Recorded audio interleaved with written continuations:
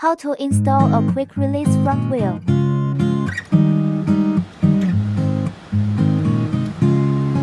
The first step is to assemble the wheel set and the caliper in place.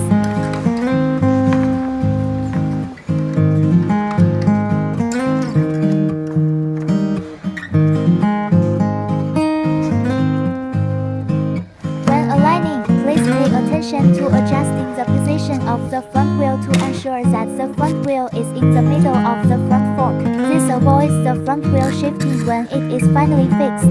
The second step, install the quick release shaft. The third step is to lock the front wheel. Be careful to put the spring in front of the nut first.